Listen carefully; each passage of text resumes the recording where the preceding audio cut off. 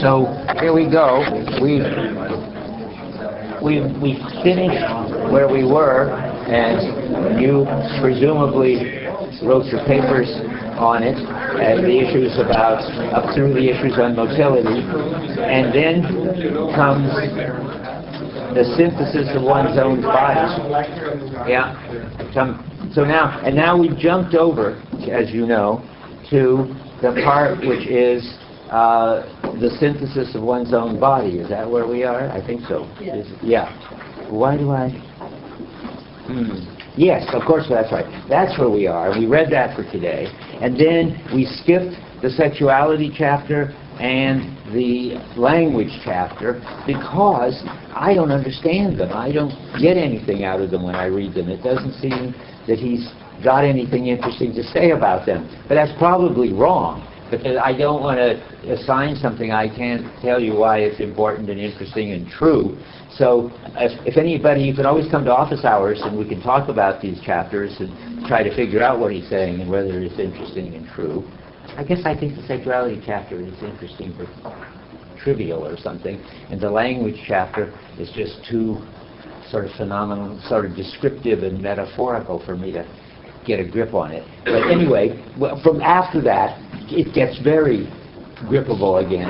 And also, it's important, we didn't just skip any old thing. But it's as if the argument goes straight through from 177 to 235.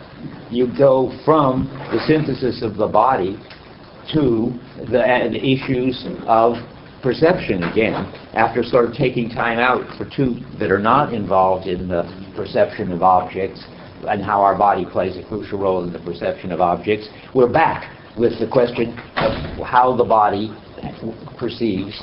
Now it's intersensorially the objects with various qualities, and that's going to be the subject for a long time. Sense experience, and then space, which is hard. But at least I have the feeling anyway, there are very important things in there if we can figure them out. And then probably my favorite chapter, The Thing in the Natural World, where all this comes together in a story about what it is to be an object in the world. But anyway, here we are now on page 235, where he's giving us an overall view of the fact, or the way, the body and the world, as he puts it, the body and the world form a system.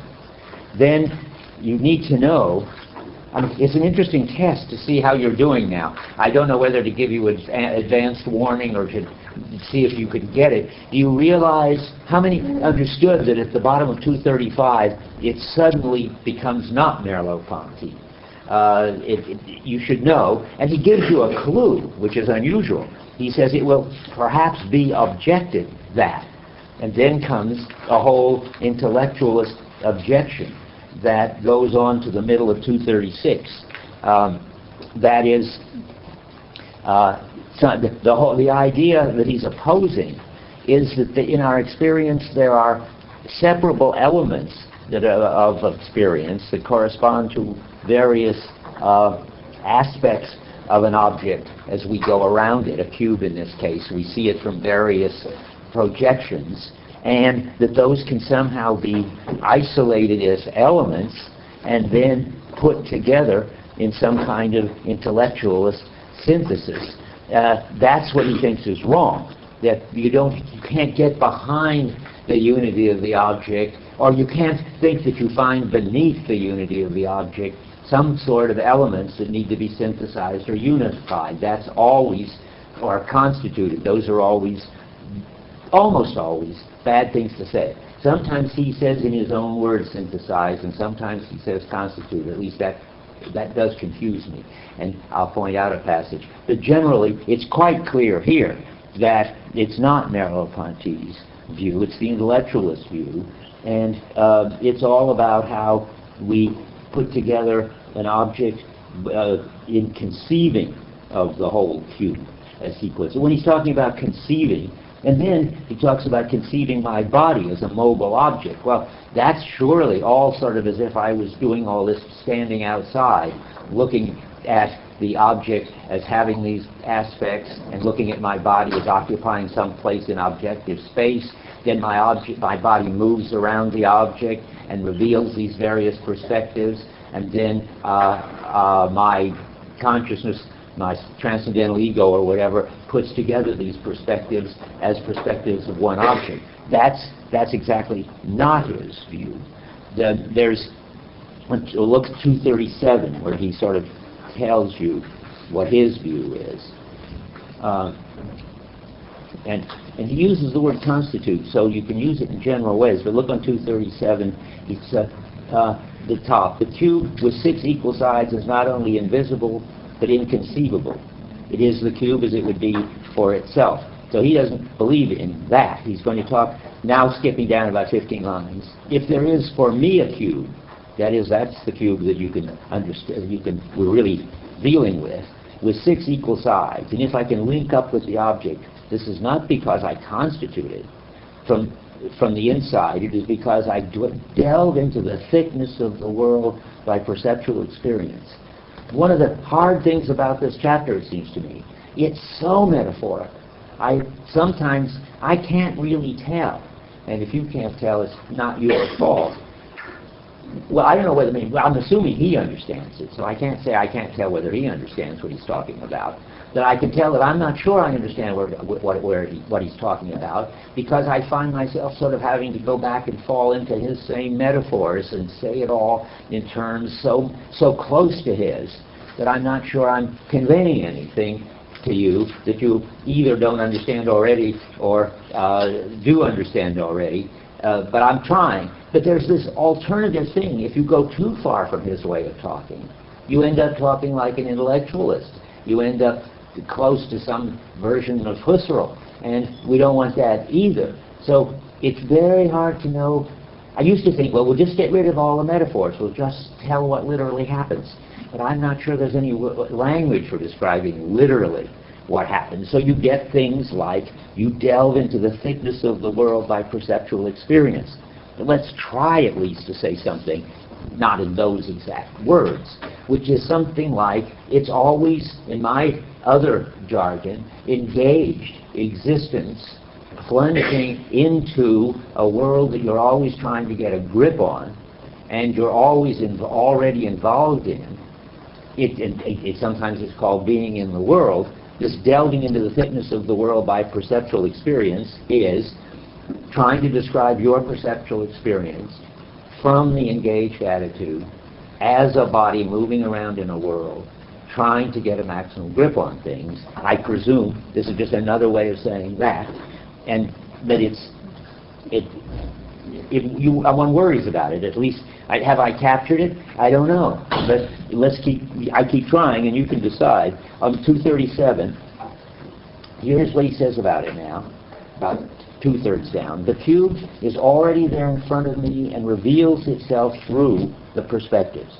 Well, we've got to get used to that. That's the crucial thing. Which comes first, the whole object or the perspectives? If you think that the perspectives come first, then you're in a kind of intellectualist view, a view that I think Husserl held at some point anyway, where you have to have something external to the perspectives, which he called the noema, which is an intellectualist structure, like a conceptual thing, which holds together in your experience the experience of the perspectives. And that's certainly what he doesn't want to say. He wants to say that you always see the whole object from a perspective, and that what comes first and doesn't need to be synthesized, and he's going to go on and try to tell you why, roughly to give you the feel for it, because your body schema takes it in and gives it to you as an object from a perspective. And that's not a job your mind can do, or your transcendental ego can do, or your concepts can do. It is a job that gets done by the body schema, that there is this object from a perspective. But the body schema doesn't do it as a kind of copy of the mind, just unconsciously synthesizing the perspectives. So how the body schema does it, we're not told, and that's fine. I think that's the right thing to do, because if he told you how the body schema did it, we'd be in intellectualism. When I hear it, I always think, and I think I said this at the end of the last lecture or the one before.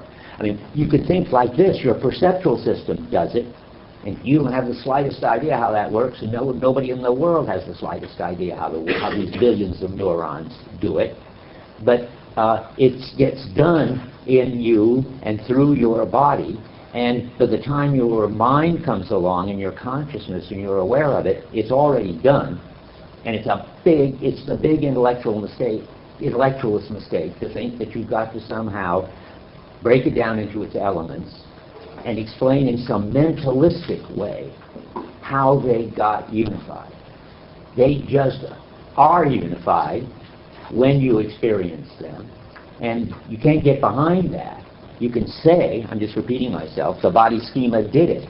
But the body schema can't be a rule or a hierarchy of rules, as Husserl calls the noema, for doing it, or you're in Kant, or Husserl, or C.I. Lewis, or some intellectualist view. That's the view he wants to resist. That much is clear to me. So let's read this passage, and many others, which I'll come across in due course, but we're still 2/3 down on 237. The cube is already there in front of me and reveals it. Well, I better go back. I do not construct the idea of the geometrized projection which accounts for these perspectives. That would be the rule that relates them all as perspectives of an object. The cube is already there in front of me and reveals itself through them. That was what my little speech was about. It's always experiencing the object from a perspective, but you're not experiencing an isolated thing called a perspective. This is holism. Top-down holism is another name for it, or he's going to call it but that's enough for a minute. I do not need to take an objective view of my own movement or take it into account in order to reconstitute the true form of the object behind its appearing. That is, I don't have to worry about where I am in objective space relative to the objective space in order to make sense of why the perspectives are unfolding in the order they're unfolding in. That's, again, to stand outside and look at yourself as if you were a computer trying to compute the object by the data that's coming in, and that's not how we do it. I do not need to tell the account is already taken. See, already the new appearance has composed itself with the lived-through movement. So you don't know where you are in objective space. You know that you and the object have some tight linkage, and you understand your movement through the way the perspectives are changing, and you understand how the perspectives are changing through your experience of your movement, and those are two sides of the same system. That they all are aspects of something more fundamental, how your whole body is already in touch with this whole object. That's how he pictures it.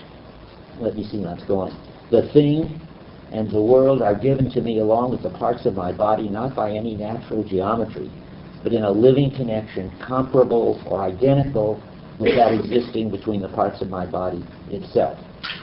Well, I mean, again, I don't know. I don't find that very helpful, but I think I was just trying to, but I was trying to paraphrase it. A living connection? I mean, these are the metaphors you've got to make sense of. Why is it a living connection? Well, it's a connection that only happens because you're living it, experiencing it, moving around in the world, doing it. That's the point, I think. And why is it like the connection of the parts of the body? Well, because remember, the whole body is prior to and gives the significance to and the position to the elements. But now it's the whole body and the object within this kind of dance, which that whole thing gives the meaning and the significance to and relates whatever aspects. I need two words. You need two words. I'm going to use them consistently from now on. I think this way. I mean, you don't want to. You need a name for a perspective thought of apart from the object that needs to be synthesized into an object. Let's call that features of the object. The features are prior to the whole. You also need a name for the perspective view of the object, which is the object seen from a perspective. Let's call that an aspect of the object. where aspect means situational, already embedded in and defined by its place in the whole. And he's really saying you never synthesize features, you directly experience aspects, in my jargon. Anybody want to say anything about this? It's quite a mouthful. Olivier and Alva, of course, want to say something. I want to point out an expression that Ponty uses in the introduction, in the beginning of the 4th chapter, the Phenomenology. He talks about the constitution without ideal model. Well, oh, good. Okay, this cuts both ways, but it's important to say. It says that. Yeah. Olivia, what's the where is exactly? About 1 page after the beginning of the 4th chapter. What's the 4th chapter? In the introduction, in the Phenomenology. It's a French page because I've got 65. Okay, Alva will tell us where it is. 65 is 50. Oh, sorry. In your edition, it is 61. In our edition, it is 61. Way back there. Okay. It is 53. Okay.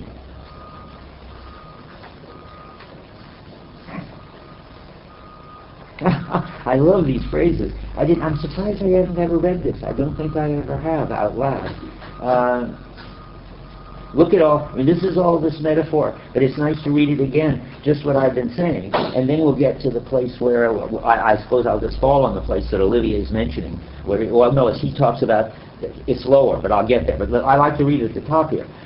Sense experience, 3rd line, invests the quality with vital value. I mean, there's all, vital, whenever you see vital, you could equally well say existential. It always is meaningful coping. Grasping it first in its meaning for us, for that heavy mass which is our body. Whence it comes about that it always involves a reference to the body. Let's skip some stuff here. 2/3 on 61. What, the other book? In your edition. 2/3 of Yeah, on 61. I see where it is, but we should tell everybody. But I haven't got there yet. I'm now about 1/3 down on 61. Sense experience is that vital communication. He's only got one metaphor, really. It's alive, it's vital. And so that vital communication with the world, which makes it present as a familiar setting of our life, it is to that, it is to it that the perceived object and the perceiving subject owe their thickness. That's another metaphor that he gets into every once in a while. I mean, think of the thickness when you just think of the house as you already see the house from the front. The back is already present. It's not a facade. That would be a perspective. It's an object from a perspective. That's the thickness. And then, really wonderful, it is the intentional tissue, which the effort to know will try to take apart. That's a weird phrase. The intentional tissue. I once had an idea of how to say that. I thought it was nice. Well, we'll get to what he means by intentional. And tissue, I think, is like body tissue. I mean, and it's the way the body and the world are so intertwined, finally, that you can't take them apart. I guess now that I think of it, intentional tissue becomes flesh, right?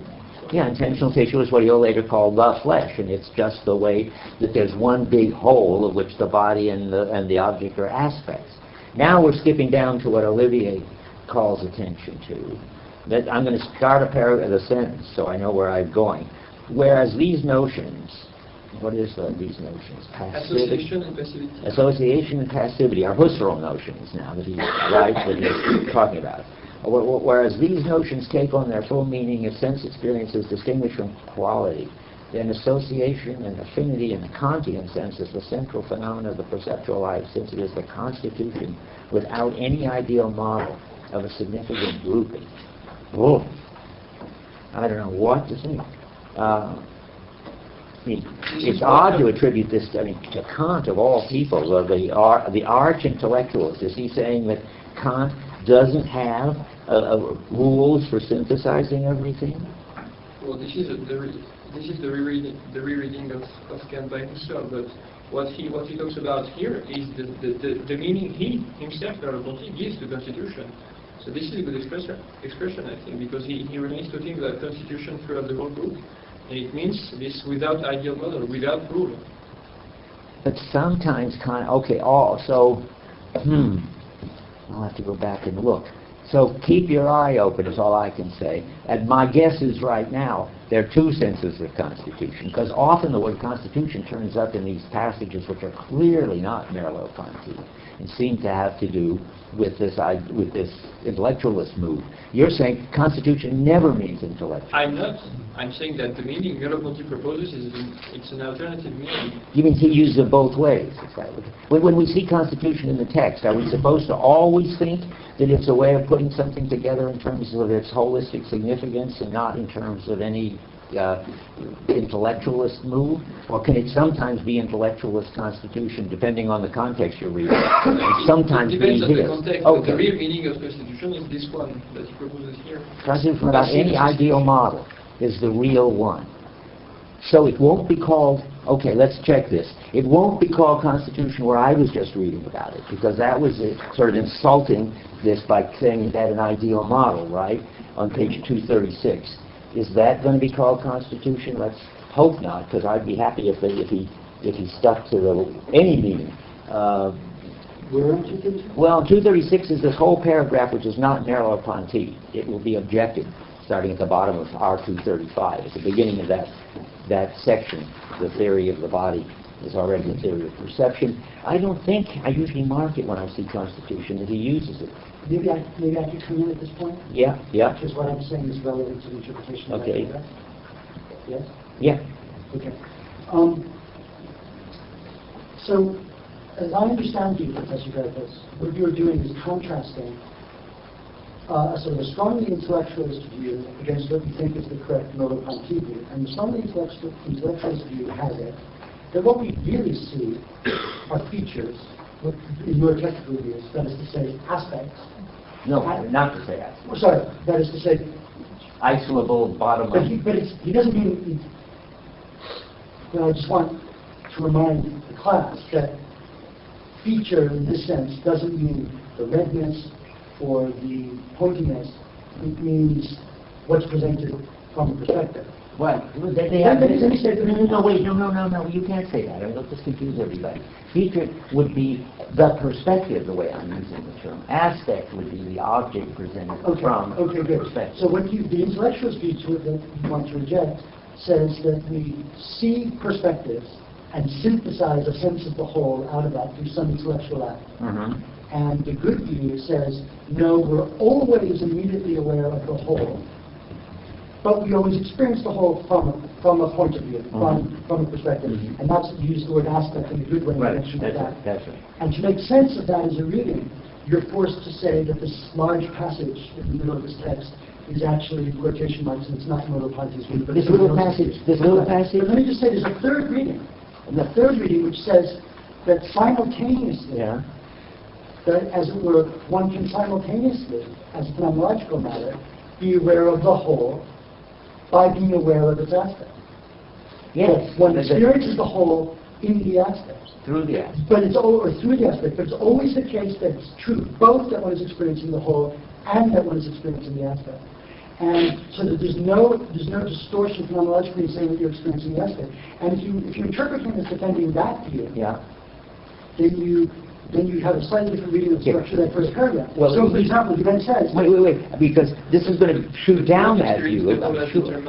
What? You don't Wait, experience the but look, Wait, we're going to lose everybody. This is a dangerous thing. But it's interesting, so let's just keep everybody... and I wanted to tell you, when you get lost, because there's been complaints, and rightly so, that we get into these discussions and lose you, that's a legitimate complaint up to now, but it's not going to be legitimate from now on, because it's your job to raise your hand and say, I don't know what you're talking about, you've lost us, and then I will either drop it, and we'll talk about it later, or I'll explain it. That's what you're saying now? Yeah, that's Okay. But this one, a good point. But I think this is so important that we won't lose you, we'll just take you with us. I mean, a lot depends on whether Merleau-Ponty is defending he's never defending an intellectualist view. So the question is he presenting, as I think he is, an intellectualist view in this first paragraph, starting where it will perhaps be objective at the bottom of 135 and the top of 136 for us? which he is rejecting. And that would be a view that what is ultimately given, or given at all, but to talk to what Al was interested in, that what's given at all is a perspective of an object. A perspective, which put together with other perspectives adds up to an object. And I'm saying he doesn't think that's the case at all, because the whole determines the parts. And we're back to this thing. It's worth repeating endlessly, because you have to keep saying it. We're back to the house and the girl on Telegraph Avenue. There's a view that isolates the perspective as like a feature, says that there's something about the back of the girl or the front of the house that stays the same, whether you consider them in isolation or whether you consider them in looking at the object. And I'm pretty sure that Merleau-Ponty rejects that view. He wants to say there is nothing in your experience that stays the same when you look at the back of a man walking down with a beard and a mustache walking down Telegraph Avenue, and you look at the back of a beautiful girl walking down Telegraph Avenue. Even if it's the same person, nothing stays the same. If anything did stay the same, it would be a feature. It would be a perspective. It would be an element, and it would need to be put together with other elements. I want to say, he says, that since you always see the whole object from a perspective, you'll have to see the back of a man with a mustache or the back of a girl. You can't see the back of a human object, according to him. You've got to see it with all of its other sides already implicated in the side you're seeing. And that's what he's talking. And if he seems not to say that, I think, I can always relearn to read the book, I'm open to it. I think if he ever says anything else, it's always the intellectuals he's getting into and telling you that's not the way to think about it. And the issue is really whether it's top down and all the elements get whatever significance and perceptual character they get from their place in the whole, or whether the elements can be considered as separate from their place in the whole. And I think he's very clear that they can't. Now, are you unlost? Yes. If you're unlost, we can go on. Yeah. A very good point, because I don't want the precious stuff to be presented. It's very important. But I'll just make one textual point. I think that one, when he says it would perhaps be objective, that he makes the objection that one sentence, and then he picks up the thread in his own voice after that one sentence. Well, and I haven't seen any textual argument that that's not. Okay, well, it's time. Everything he says subsequently needs to be. Okay, well, let's look. I mean, I'm going to look back at it because I think this is an important paragraph. Go back at the top of 236. As I move around, I see the front face fitted to a square. That's ambiguous, and it could mean I see the front face as something which you could isolate from the whole object, doing this little trip as you walk around, or you could see I see the object from the front changing its aspects as I walk around. So we don't know yet. While the other side comes with but successive stages are for me merely the opportunity of conceiving the whole cube. You think conceiving the cube is relevant to his story? The cube is directly given from the bottom, from the ground up in his story. You think he conceived the cube? Well, let's get a little. Which side do you think? Is this paragraph Merleau-Ponty or not? Not Merleau-Ponty. Because on 237 at the half of the page, he talks about, he precisely says, in the intellectual sense of constitution, that you do not constitute the cube from the inside. So this is constitution with an ideal model, which is the one he rejects. That's what I think. Okay, well that's what I think, Alva. The thing is, you had an anticipation of what the whole cube might be when you begin grasping it from one part, when you're embedded in the world and everything. Mm-hmm. But this anticipation doesn't give a meaning to the object that would be geometrical. Sort of the cube with 6 equal phases constituted from the inside. This is not the way you anticipate the object. He says that's not only invisible but inconceivable, because I don't really get it here. If anybody can help me, let's do it while we're here. Because you have to experience the cube by getting inside it. This is the middle of 237 where constitute comes up again. if there is for me a cube, this is clearly his view, me as Merleau-Ponty, a cube with 6 equal sides, and if I link up with the object, this is not because I constitute it. That's on my side for constitute. Constituted from the inside, but because I delve into the thickness of the world by perceptual experience, meaning that I just immediately have a house that's thick or whatever, right? And so we're back to that again. I mean, it's so obvious. Read the next sentence. Okay, let's read the next sentence.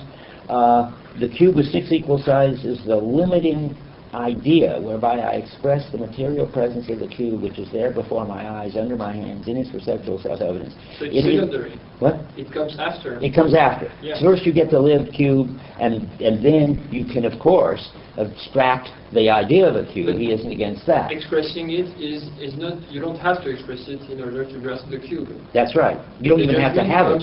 Apart. It's the cube comes prior. The experience of the cube is definitely supposed to be prior. Yeah. Don't get lost. If you're getting lost, that's bad. But this is the crucial issue. We're trying to get clear about the difference between Merleau-Ponty's position and this very attractive, very similar intellectualist position, which comes to us from Kant and to me from C.I. Lewis, who was my teacher, and I had a break out of it. And it's so close to what Merleau-Ponty is saying, and so seductive, because it says you need a mental equivalent for every kind of meaningful organization of the elements that you've got. It's worth spending a lot of time deciding, one, which you want to believe, and secondly, which Merleau-Ponty believes. Yeah. I actually want to change the subject. Really? Okay, I'm ready to change the subject. Okay, at the bottom of that I'm not paragraph. persuaded. No, naturally not. Okay, we got a whole, unless we use up the whole hour on this, I've lots of persuading passages we have to go on, yeah. Okay, at the bottom of that paragraph in 237, he says that the object, the thing in the world, is given along with the parts of my body in a living connection comparable or identical to that existing between the parts of my body. Yeah. That last bit sounds to me kind of like the body schema. Yes. And so, but that suggests that the object is part of my body schema. So, yes. And that's how we're supposed to read that. Yes, in the end he says amazing things. I can't open to them, Olivia probably can. My body and the object are really just two sides of two faces, two aspects of one thing. But and the body schema, the next sentence says, where is it then? External perception and the perception of one's own body. Very in conjunction, because they are two facets of one and the same act, right? So it is the body. I mean, but you can't, here's another way to put it, and this may be very important. You can't have any access to the body schema as something you could entertain in your mind, as something you could describe as rules. What? As separated from the world. As separated from the actual living of it in contact with the object. He's very clear about that. You have no access to it. It's not sensory motor contingency spelled out as a rule. There is no such rule. You have no access to such rules because there aren't any. All you have is your perceptual system is doing something we don't understand. And there's no middle story about some mental operations that we understand that don't happen to be there. The brain is doing something, the visual system is doing something, you're busy doing something, and that is the only access you have to the body schema is that a unified object is showing up for you. As soon as you think there's some third thing you can describe called the body schema, you've lost Merleau-Ponty. Now, maybe he's wrong, but that's his... Wait, no, Rick wants to say something. Yeah, in relation to this passage, so I just want to point out how these terms, external perception and perception of one's own body, this is exactly the point Gibson and others want to make, that perception implies proprioception. And so that's kind of the theme of this whole section. The theory of the body is already a theory of perception. Yes, I mean, I like that slogan, which I came across in something you wrote, but then I began to be unhappy with that slogan. Let me see if I can remember why. Well, it was because in reading this, he didn't say it. It struck me as odd that he never talked about my feeling of where my body was, as if he thinks that I, in effect, know where my body is because I know where the object is, and vice versa. I don't need that proprioception to find out. But what you said isn't proprioception. You're intellectualizing. You're saying knowing. So yeah, well, okay, but proprioception, not self-knowledge. Okay, but proprioception is so. I mean, I wrote a note to myself. Merleau-Ponty himself says perception of one's own body. So that's all I Okay, well that's good. Okay, if that's proprioception, that's fine. I mean, I do believe there is proprioception because there are these brain-injured cases, which if anybody's interested, you should study, of people who don't have it. Perception of one's own Yeah, a sense of your own, a feeling for your own body.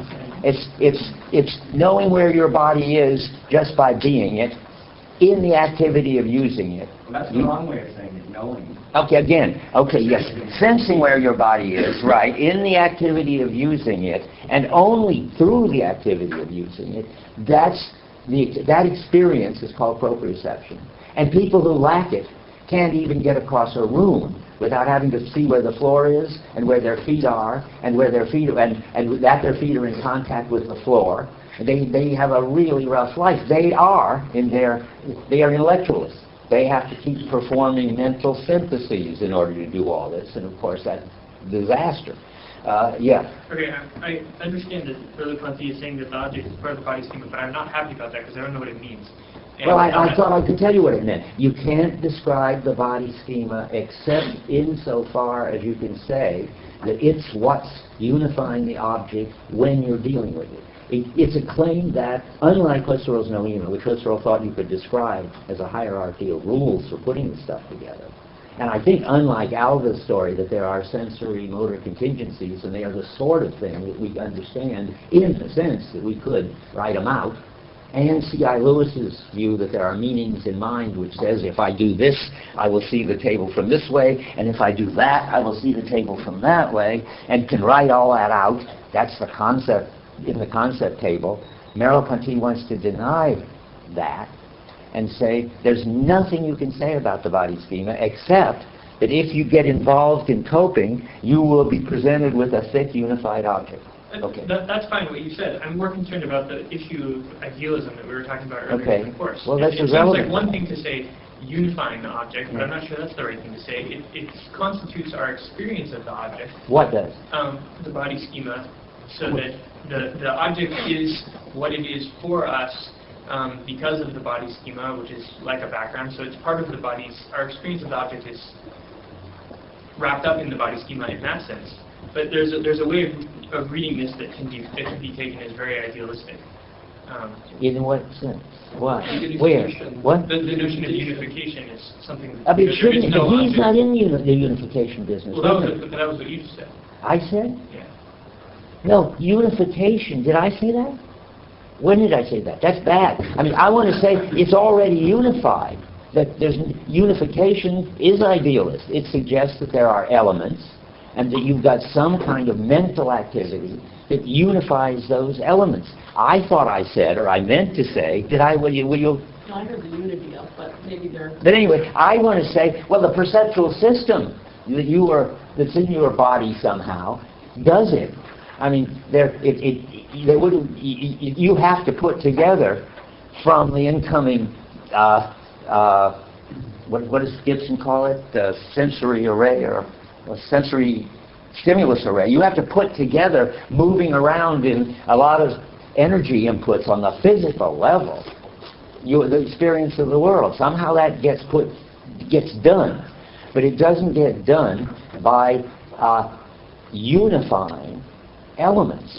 We don't have any. Wait a minute. It's so important to just get this insight. Of course, something happens on the physical level, and then something else physical, the brain, does something, and then there's an experience of unified objects. You never have a mental operation unifying partial experience of objects in Merleau-Ponty. And Merleau-Ponty's way of saying that is you don't have any access to the body schema except as you plunge into actively coping with unified objects.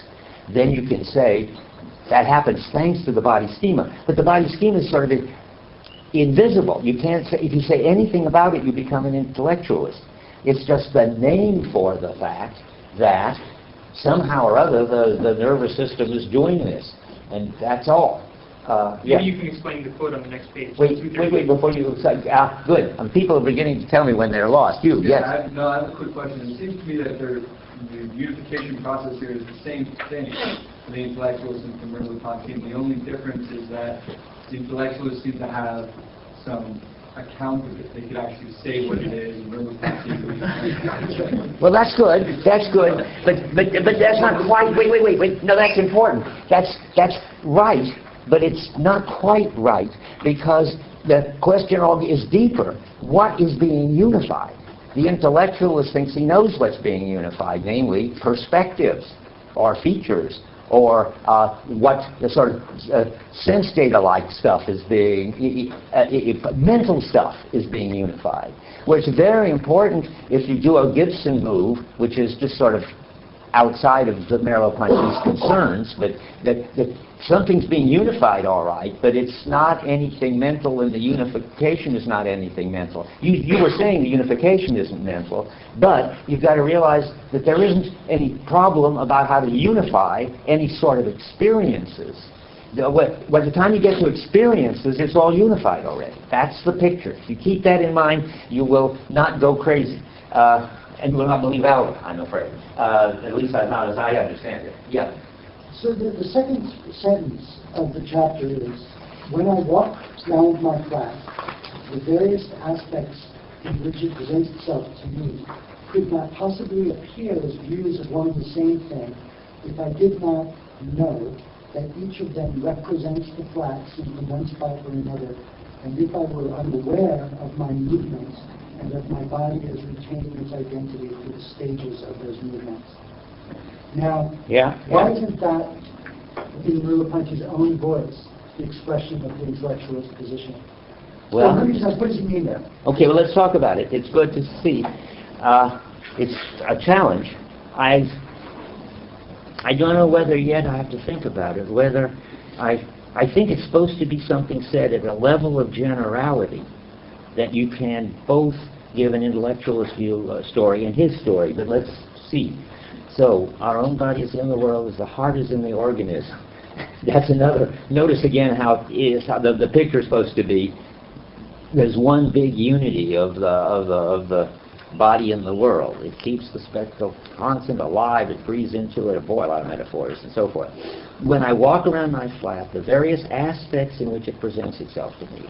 Now, I think that's fine, and I like the use of aspects. Could not, and it's the whole flat presenting itself to him from various aspects. Could not possibly appear as views of one and the same thing, that is, the room from an aspect, if I did not know that each of them, and know is going to turn out to be very important, did not know that each of them represents the flat seen from one spot or another. That's odd. Is that true in the French? Yeah. Knows and represents? Yes. Now that's interesting. Why is it? You see, knows, I just don't want to lose you. Knows sounds too intellectualist. Represents sounds very intellectualist. Why does he saying that? Well, it's not just knows. It's having some kind of access to the analyzed, broken down points of view. So it seems to suggest that there's some way in which in the lived experience. Well, no, I don't see any broken down points of view. Where are they broken? They're aspects, and that each of them, that is, each perspective on the object. The aspects in which it presents itself. That's right. The whole object presents itself to me from an aspect. Of which I know. Yeah. The aspects that present themselves to me, of which I know that each of them represents the flat as a whole. So there just seems to be some... Well, that's very odd. I can make sense of that. I mean, but I don't know yet what to say. I mean, to say it in Merleau-Ponty's terms, you'd have to say each of the aspects is an openness on, or our access to, the flat, the whole flat, seen from some place or other in lived space, not in objective space, but someplace or other in the coping space, and it would have to, and represents, couldn't be right. I mean, if it's from a Merleau-Ponty point of view, because then what would be represented? I mean, it's all, I'm just open to the whole flat, and I'm in a lived space with it, so I don't need to know objectively where I am, and I don't have to represent anything. I mean, I don't know what to make of it. Yeah. So 150 talks about his flat again. Okay, let's try it. Okay, wait, 150? 150 in the above. Okay. My flat is for me now. Wait, we all go to 150. This is important. Get clear about Merleau-Ponty's flat. Okay, I see that, about 10 lines down. Good. My flight is for me not a set of closely associated images. It remains a familiar domain around me, about me as only as long as I still have in my hands or in my legs the main distances and directions involved, and as long as from my body intentional threads run out towards it. Similarly, my acquired thoughts are not a final game. They continually draw their sustenance from my present thought. They offer me a meaning, but I give it back to them.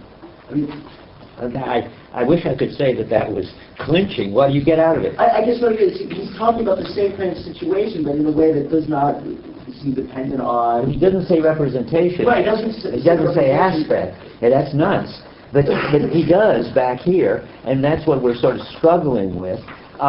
What I think, but boy, this requires a little careful reading. But he knows the apartment because he's been there already, that's all. But what about represents? Why does he say they represent? Why doesn't he say that they just open on the house? I mean, represent is intellectualist. Represent is not written in the French sentence. It's not in the French sentence.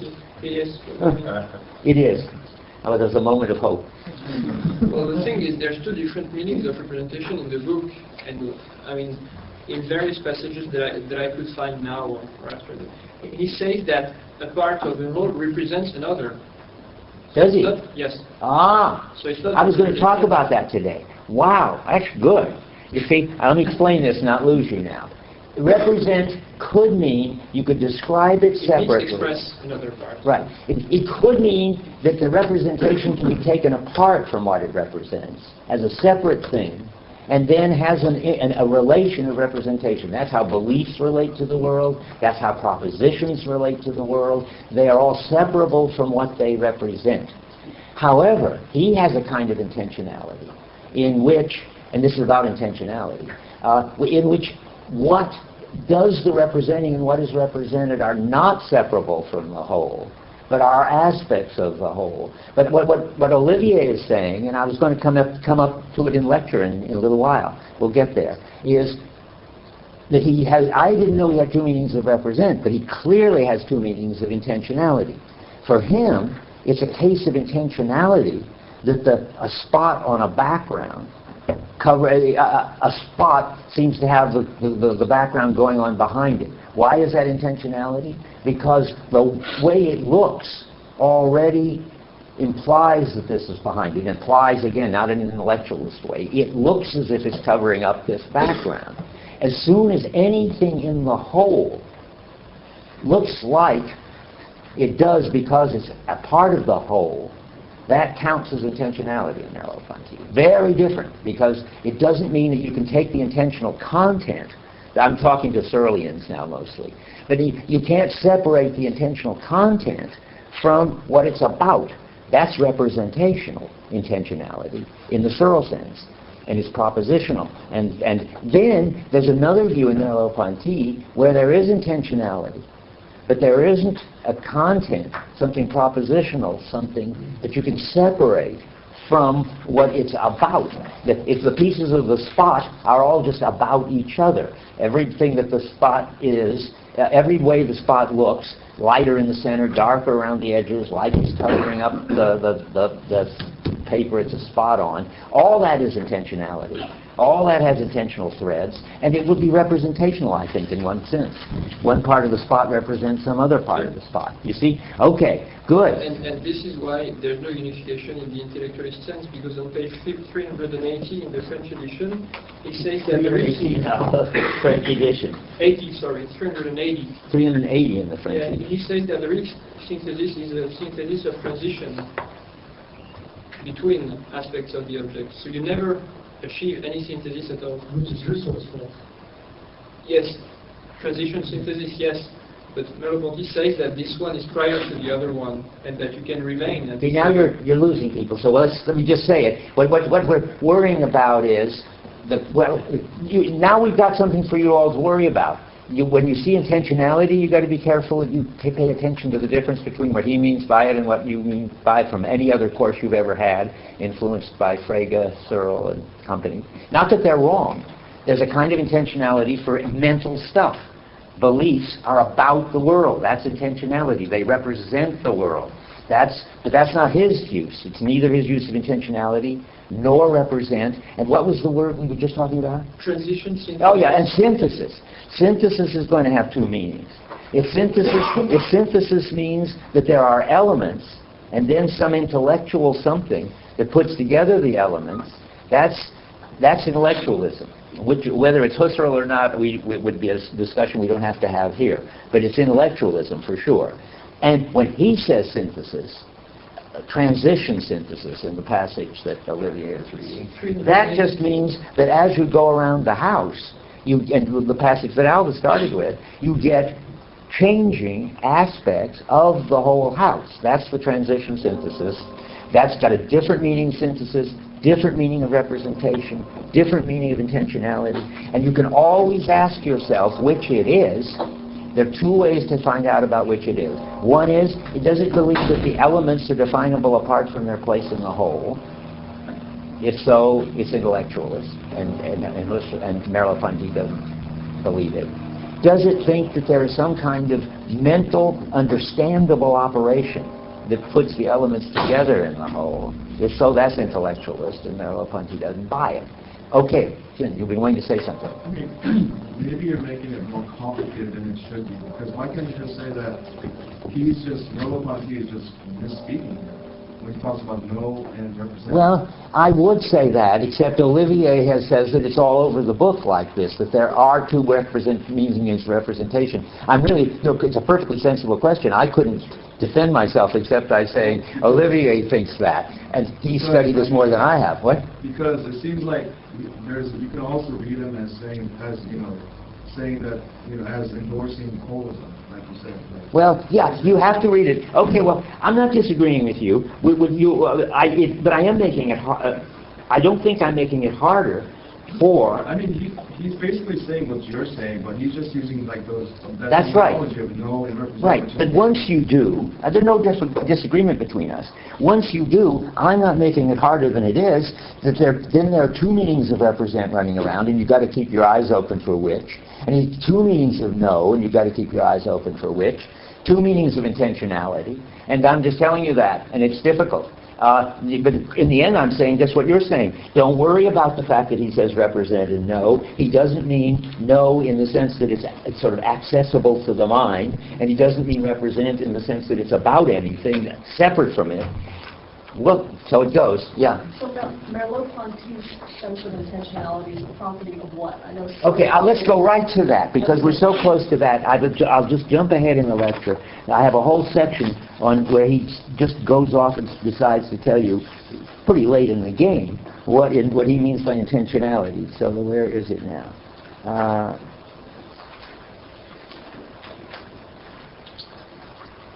If anybody finds it in my notes, let me know. It must be in here, because I was wanting to talk about it. May not have called it by that name. 213, is that? Maybe. Well, let's look at 213.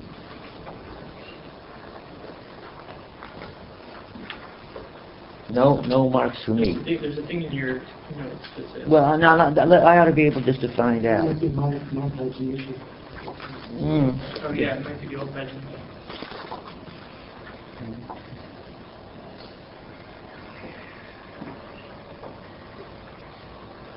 Goodness, that's weird.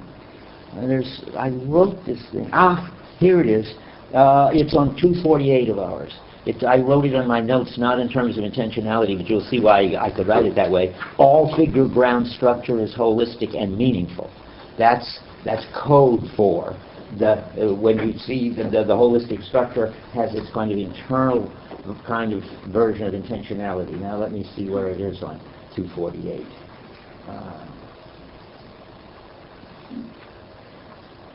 Yeah, okay, here it is, top of 248. Now it's Merleau-Ponty that's talking. This is what we are doing when we define sensation as coexistence or communion. Never mind that yet. The sensation of blue is not the knowledge or positing of a certain identifiable quality, that's one of those features things, throughout all the experiences of it which I have. As if, let me just say, as if blue is like a color chip in which it's the same blue in a woolly carpet. I like red better. You mustn't think that just because the fire engine is red and the apple is red and the carpet is red, and that the same color chip for paint matches all three of them, that these reds look alike. There's the woolly red of the carpet, he says, or blue. In one place he says one, and he says another. Doesn't matter. There's the woolly, let's say, red of the carpet, the shiny red of the fire engine, the juicy red of the apple, and they look juicy or hard or fuzzy. That's this whole issue that's going to come up next time. I can see we're not going to get there. A synesthesia. That is that all these, because the whole body is coming to grips with the whole object, all the properties aren't separable, like atoms of qualia. But the blueness is already going to be given as permeated by woolliness or whatever. Now let's go on. The sensation of blue, but let me generalize. Remember, whenever you see him deny, you'll always see him denying there are these sense data-like elements which remain the same and then get plugged into the experience. For him, it's always holistic and top-down. There are no elements. Blue already shows up either as woolly blue or shiny blue or whatever. That's what he's saying. The sensation of blue is not the knowledge of or positing of a certain indefinable quality throughout all the experiences that I have of it. That would be fire engines, rugs, and so forth, as the geometric circle is the same in Paris and Tokyo. It is in all probability intentional. I don't know about in all probability. I can't imagine what that does. It is intentional, which means that it... Is that in all probability in there, Olivier? Oh, sorry. Are you seeing what I'm reading? Anybody in the French? Okay, well, I'll go on. I don't know. I would be nice if that phrase went away because it doesn't do anything. It is, I'm skipping it, intentional, which means that it does not rest in itself as does a thing, that it is directed and has significance beyond itself. So now that's the general definition of intentionality, having significance beyond itself. It's in there. Can you imagine why he would say in all probability the quality is just intentional? I mean, if it's normal. Maybe he means if you've got some kind of mental breakdown or something, you could see pure blue. I think he thinks that. But maybe Schneider sees pure blue. But if normal people are going to see only the thing from the aspect blue. The carpet, I'm now seeing under the aspect blue, but it's still a carpet. Okay, but now this is the crucial phrase. Because he thinks intentionality means directed, and that means have significance beyond it. Well, of course, one thing that has intentionality, let's keep repeating, is beliefs. They're directed at the world, and their intentionality is because they're about something. And they have conditions of satisfaction, namely the world can turn out to be like you believe it or not like you believe it. How many people is that a familiar thing I just said? Okay, because it's something that you need to know. I mean, that's the mentalist Husserlian understanding of intentionality, or the basic one. Now, Merleau-Ponty thinks that you can generalize that. Intentionality is just when anything has a significance beyond itself. So when the house front looks like the front of a house, there's intentionality there. Not from your mind being about the house, but the front of the house is, so to speak, about the back of the house. And for him, that's a kind of intentionality. Gurvitch has a nice phrase that probably Merleau-Ponty got this from Gurvitch. He talks about, oh my gosh, I just suddenly forgot it as I was going to say it. Perceptual implications. That means that the way the house looks, it implies the back, but it's not a rational implies, or a mental or logical implies. Maybe Gurvitch is a double agent, you never know. So I'll stick to this. The front of the house looks like the front of a house. That's intentionality already. Yeah. So does the house have intentionality then for Merleau-Ponty? I would say probably what? Yes, the perceptual house, the house in this perceived world that we perceive, the front of the house has intentionality because it shows itself as the front of a house. Now wait, I've got other passages because that's such an amazing thing to say. So on 249, about 2/3 down, he talks about the mutual, how each part of the whole is sensitive, in quotes, to what happens in all the others and knows them dynamically. Well, there's a funny use of knows, which he puts in quotes, knows them dynamically, he puts in quotes. He's quoting Curler, the gestaltist. But what's going on there is a way of talking about how the parts, there are no parts, each part of the whole is an aspect you could put in if you want. Although part can mean element, or there are certain words. You can talk about parts, it's not a problem. You can talk about parts. Yeah. Yeah, I agree. You can talk about parts as long as you don't think it's in mind that they're determined by the whole structure. It's okay. That's right. You can talk about parts as long as they are like aspects. They are not elements or features. As long as they're not atomic, as long as you couldn't take them out, then it's all right, a part. So, and the part is like the front of the house,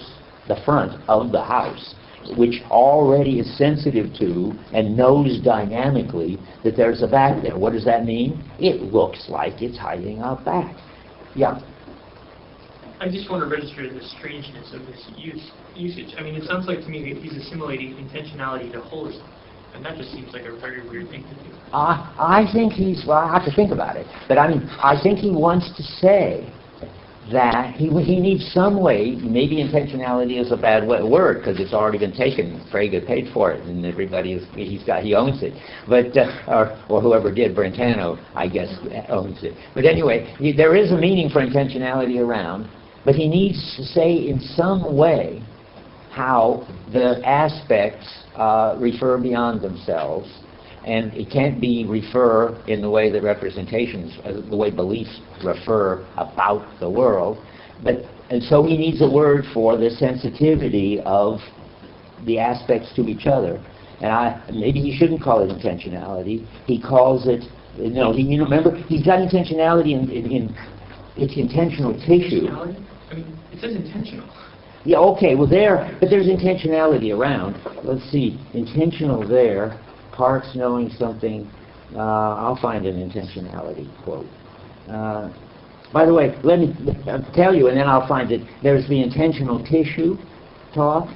There's the intentional arc talk. Those are all the same things. Those are all holistic kind of intentionality talk. But I hope I can find another mention that will help. Let's look around. I thought I had several. For Merleau-Ponty, I wrote here, meaningful equals intentional. Oh yeah, I thought I would try to explain this is a challenge. You want intentionality always to have conditions of satisfaction.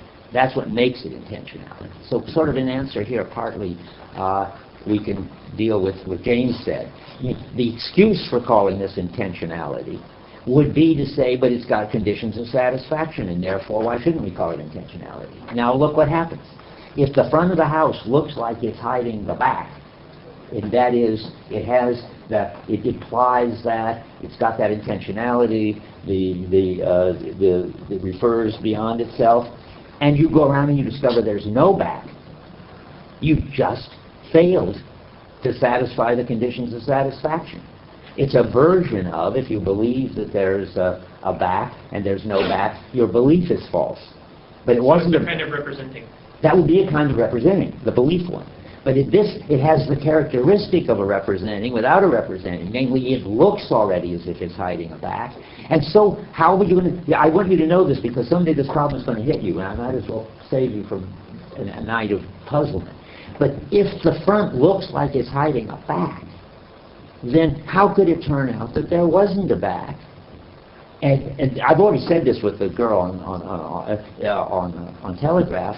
Well, it will stop looking that way when you go back and look at it again. That's how you can see that it's failed. I mean, in the one place Husserl says the noema explodes. You can't quite say that, but you say, well, your expectations and all your sets for the house go plong, bong, like with the back of the girl, and all of a sudden it's different.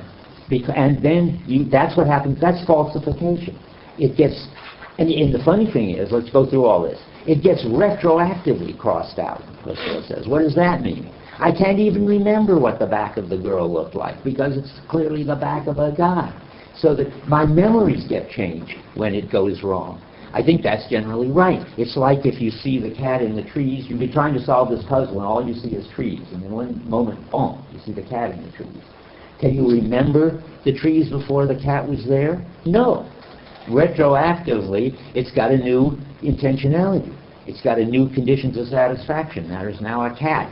And so the important thing is, and now I was going to do it with the block. I decided I had to see if I could do it with the spot on the paper, because that's his minimal gestalt. And you remember, it seems like years ago when we started the book, there was a spot on a piece of paper, and he went on and on about it. I think I should tell you where it is, because I can't expect you to have a grasp of this book. No one has a grasp of this book. Where is it, the spot on the paper? Oh, here's the woolly red carpet on page 5. Who would have thought? Everything is everywhere. See, he's written a holistic book, it occurred to me this morning as I was brushing my teeth. No wonder you can't tell where anything is, because anything belongs everywhere. Because everything implies everything. So, what? Well, you can know your way around it, in spite of that fact. But what you can't do, is know where to look for anything. Because look, who would have thought the carpet issue, right in the middle of page 5 here, is something which is really going to be discussed only when we get to the thing. We haven't even got to the carpet issue. Then if we consider... So I'm looking for the spot. The spot is very early on. Could I just make an observation? Yeah. While you're doing that? Yeah. You might think that, just extending your thought about the intentionality of the front of the house, that the fact that it changes speaks against its being intentional in the world. Really? Well, because after all, a belief is only about the world so long as you believe it. Right. You can recognize that belief is false, and it retains its reference independently. This is a slight that's interesting. That's very interesting. That's right. That's one of the important differences, whether you're a holist with your intentionality and representation story. Right. Notice your belief, even when it turns out to be false, that's a good thing to point out. You still can have the belief, and now you know it's false. But when your look at the girl from the back turns out to be a man from the back, you can't continue to have that look of the girl from the back and attached to it false, misleading. It shifts. It starts looking completely different. Maybe what one wants to say is that in fact, psychologically, in the first person, once you know the belief is false, well, then you can't believe it. That's true. It loses its aspect for you. That's true. Truth-telling aspect. Right. Just as the house case. Okay, good. That's the other half of it. But you can separate the proposition you believe from and entertain it without believing it. Whereas on this story, you can't entertain the look of the back of the girl while knowing that it's the look of, while you're looking at the back of what you now know is a man, according to this story. So let me tell you about the spot, the middle of page 4. This is the minimal intentionality, though he doesn't call it that. He says, when Gestalt theory informs us that a figure on a background is the simplest sense-giving available to us. Sense-giving is going to do this job of perceptual referring. We reply that it's not a contingent characteristic and so forth. He's saying it's always part of a field, he says, but where did he give a description of this spot? Oh, here it is, I'm sorry, page 4, higher up. Let us imagine a white patch on a homogeneous background. All the points of the patch have a certain function in common, forming themselves into a shape. The color of the shape is more intense and more resistant than the background. The edges of the patch belong to it and are not part of the background, although they join it. The patch appears to be placed on the background and does not break it up. And now comes the sort of intentionalist part.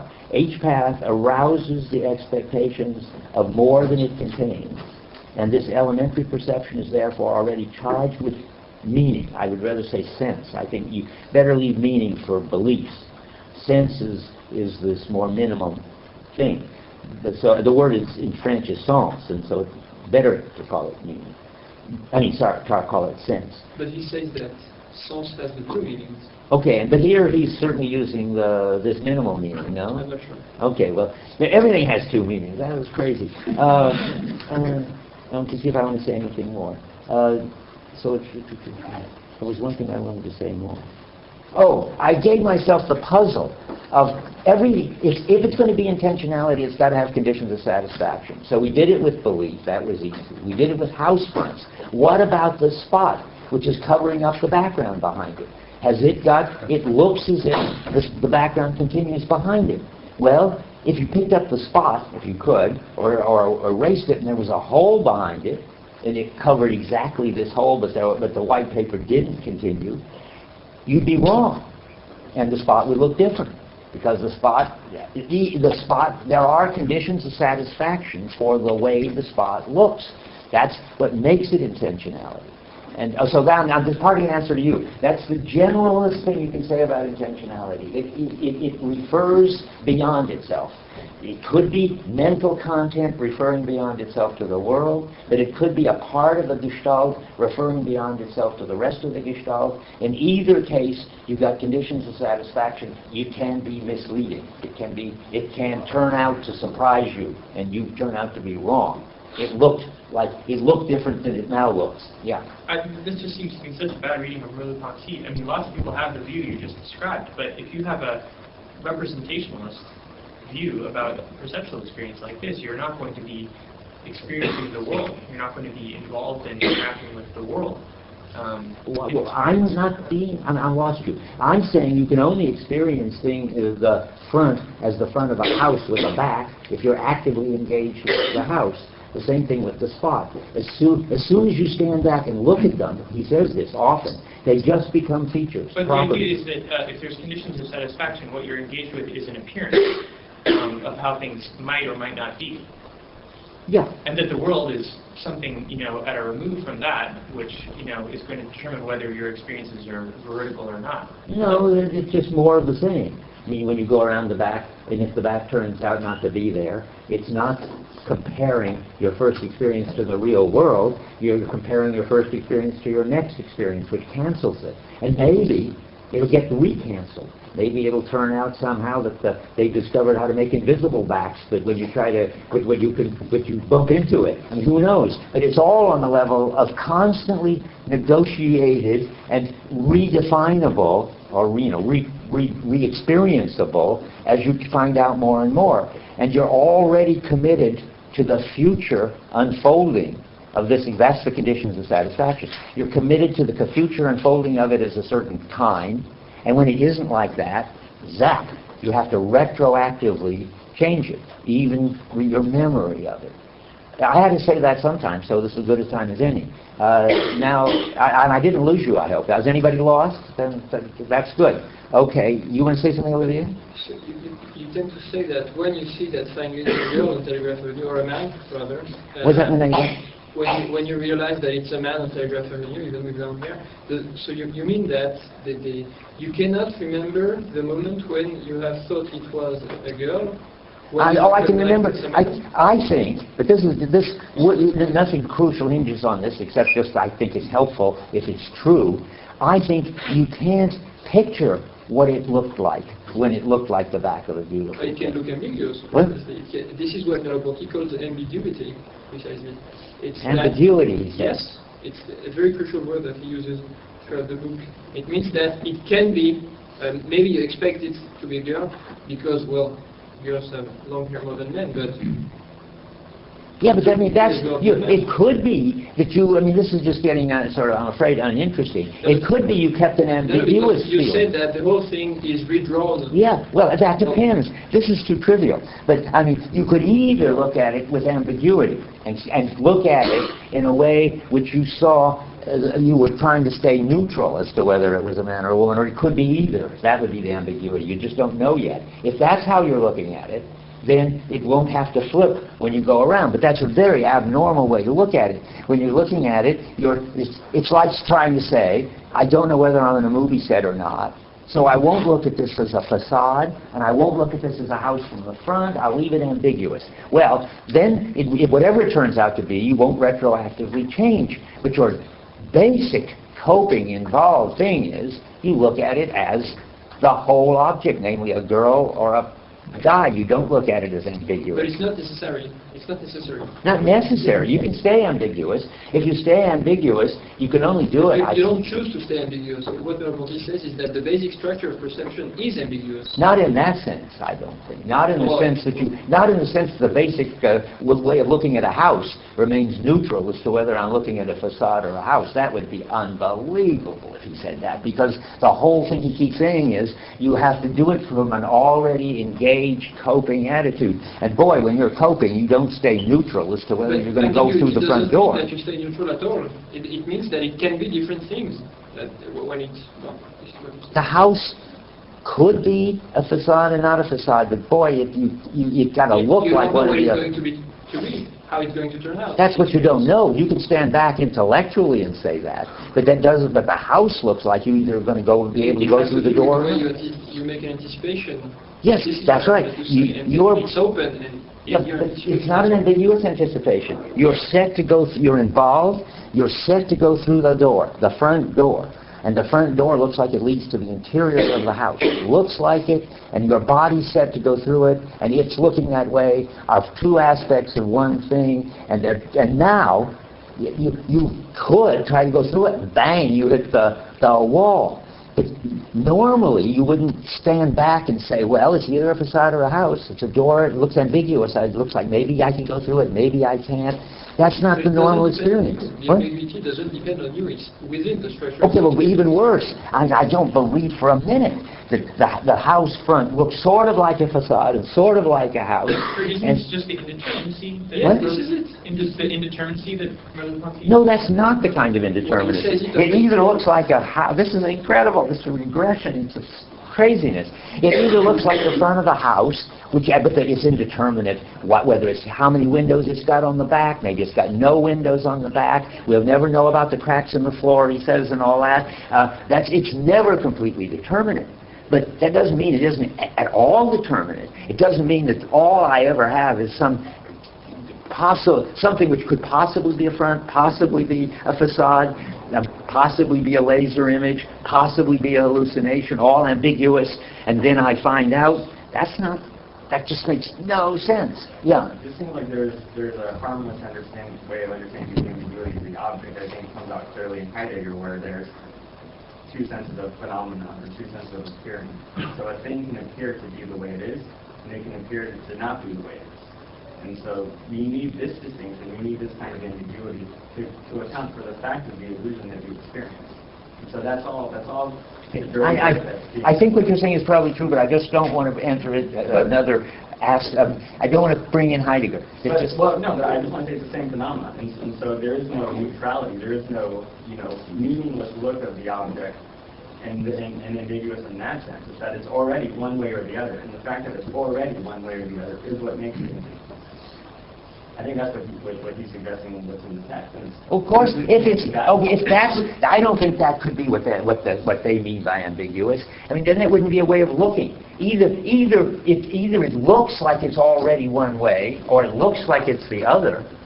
It doesn't look like it's one way or the other. Okay, Jennifer wanted to say something. Wait, I want to hear one more thing. You sure? Yeah. You look very worried. No, I am very worried, but I'll No, tell me why you're worried now. I'll tell you later. Okay. I'm worried when you're worried. Okay. Yeah. I just wanted to say that I think that your discussion of the intentionality of the facade of the house is really interesting. I got a lot out of that. And then the question is, this goes back to what the man in the back said. What's the explanation then of the medium, of the intentionality? It's kind of clear what the intellectualist story is. Okay, well, I'm going to say it again, because I think it's so important. I mean, there is no medium of it, if that means anything that you could ever think or analyze. In my reading of Merleau-Ponty, something happens. I keep saying, the physical energy comes in, and the perceptual system, which is just a more physical stuff, does its thing, and basins of attraction form in this piece of matter up here. That we don't know anything about that. We've got theories, but they're all pretty pathetic. And we've got an experience of houses from the front. it's a falling into an intellectualist trap to think that there has to be a mental For explanation. instance, when you say a sentence to me, Yeah. and the sentence refers to the world, Right. I can appreciate the significance of the sentence, its intentionality, that it refers to the idea itself, because I understand the language. Now, when I look at the facade of the house, I experience it according to you as referring beyond itself to the back of the house. Is that because I understand the language? No.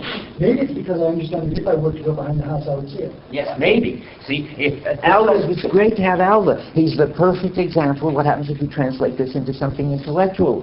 That is, it could be that I understand something like a rule that for houses, they have backs, and if you go around, you'll find them. And you can do that. You can turn it into a belief. You can turn it into something you understand. But Merleau-Ponty at least thinks that basically you don't do that. The body schema does it outside of consciousness, and you don't do it. Remember, one does it. That's in our reading for this time. The perceptual system does it. And you can't ask, this is a Gibson-like point, how the perceptual system does it. It just does it. And what you get is this world. The burden of proof is, I don't know who has the burden of proof. Either Alva has the burden of proof to say why we need a mental explanation, or I have the burden of proof to say why we don't. Here's what makes it puzzling. Right. You say it happens outside of consciousness. Right. But what's not outside of consciousness is the anticipation, is that there are conditions of satisfaction. That's right. The object has conditions of satisfaction. That is, it looks a certain way, and it might not turn out to be that way. But whether it looks that way because of any sort of mental operations, which it might be, that we have a concept of house which tells us that a whole lot of things about what we could do and what we could see, and synthesizes all that. That would be the mental It's view. not the object's conditions of satisfaction that matter. Yeah. Objects are neutral. It's the experience of the object. I experience the whole house despite only having immediate access to the front of the house. So there's got to be some story about the way in which the rear of the house is present in my experience when it's hidden by the front of the house. Yes. And you can't just say the brain does it. Why not? Well, because that's not explaining how it seems present. That is, there's a phenomenological fact that it seems present. That's right, but that's the result of, the code word for this we have to both agree in Merleau-Ponty is the body schema does it, right? And now then we're trying to figure out what that means. The body schema is precisely not representation and judgment and intentionality. Precisely, it's precisely not judgment, and it's representation in one sense but not another, and it's intentionality in one sense but not another. But the objection, Bert, is that what you've done is you've taken the notion of intentionality and just by caveat subtracted judgment and those kinds of things. Absolutely. But what you've done is just taken out the explanatory framework. Yes. The moral of today's lecture, we have to stop, is don't ask for a mentalistic explanatory framework. It's a trap that's been around since Don't talk about intentionality. Well, no, I'll keep intentionality. I'll pay it when it comes around on Saturday, as Lewis Carroll says. Okay.